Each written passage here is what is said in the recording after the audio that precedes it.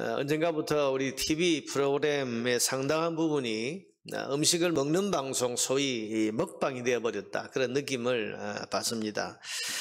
공영방송, 종편, 케이블뿐 아니고 유튜브에도 이 먹방이 큰 인기를 끌고 있습니다.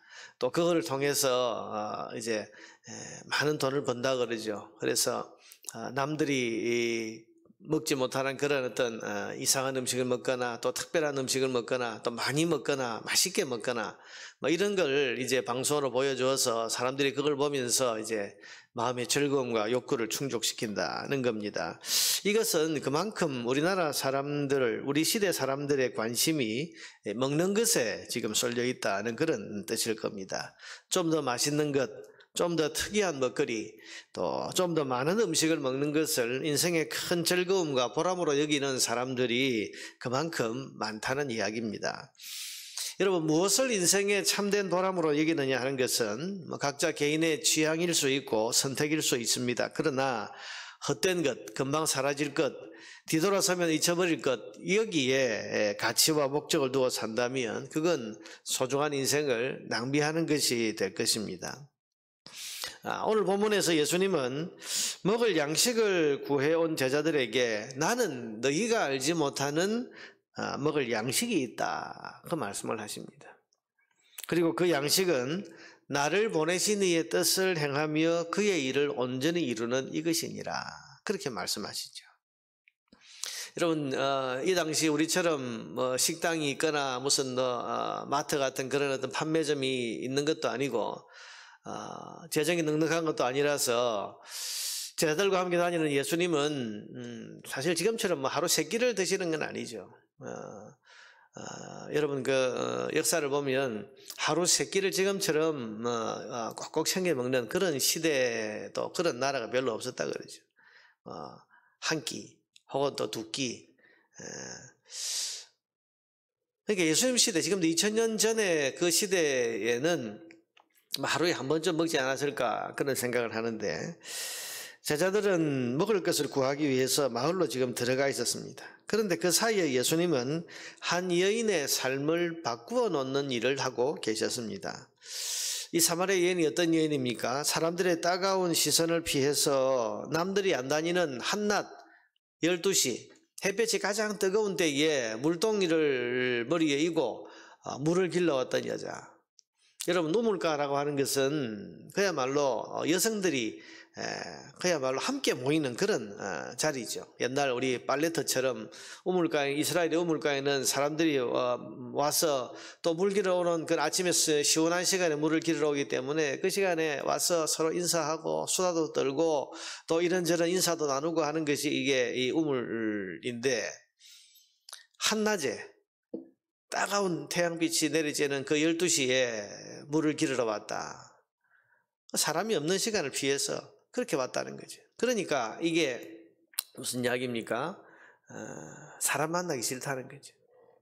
이 여자의 삶을 보면 남편을 5번이나 바꾸고 또 지금 사는 남편도 자기와 정식 결혼한 그런 관계가 아닌 마음이 허전한 여자입니다. 그것을 이 남자들과의 그런 어떤 생활을 통해서 채워보려고 했던 마음이 허한 여자인데, 그런데도 불구하고 도무지 마음에 그런 만족이 없고 생의 기쁨이 없는 그런 여자가 이 사마리아 여자인데요. 이 여자가 그 소중한 물동이 그걸 이제 버려두고는 마을로 달려가서 자기가 그렇게 피하고 다녔던 그 마을 사람들 앞에서 크게 소리치면서 내가 그리스도를 만났다, 그렇게 증거하고, 그리고는 그리스도의 증인이 되는 그런 변화된 모습을 나타냈지 않습니까? 여러분, 인생에 만족이 없고 행복이 뭔지를 몰랐던 이 여인이 예수님이 주시는 구원의 선물을 받고서 그리스도를 기쁘게 전하는 그리스도의 증인이 된 것입니다. 여러분, 이 일이야말로 하나님께서 예수님께 맡기신 일이고 그 일을 하는 것이 예수님께는 최고의 보람이고 기쁨이었다는 뜻입니다. 예수님은 하나님께서 자기에게 맡기신 일을 행하며 사는 것, 이것이 육신의 배고픔을 채우는 것보다 훨씬 더 배부르게 느껴졌다. 이 음식을 먹는 것보다도 나를 보내신 아버지의 뜻을 이루는 이게 내게는 더 큰 보람. 그래서 밥 안 먹어도 나는 배부르다. 그런 말씀을 하시는 거죠.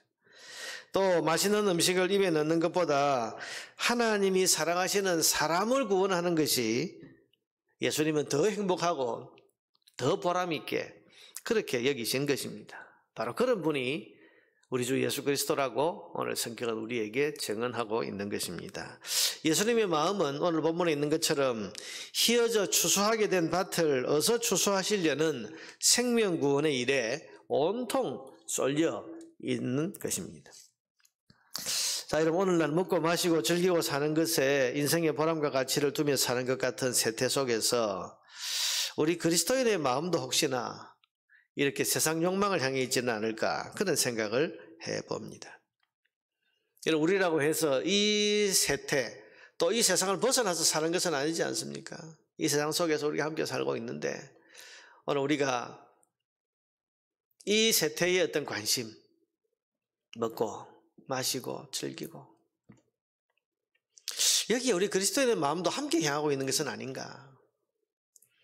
우리가 채널을 돌리고 시선을 돌리는 곳마다 먹고 마시고 즐기려는 사람들의 욕망이 보이고 좀 더 큰 집에서 좀 더 맛있는 것을 좀 더 많이 쌓아놓고 즐기는 것을 인생의 성공과 목적으로 삼고 사는 것 같은 요즘의 세태 속에서 과연 나를 이 땅에 보내신 하나님의 일을 더 보람있게 그렇게 여기며 사는 성도들이 얼마나 많을까 그런 생각을 해보는 것입니다.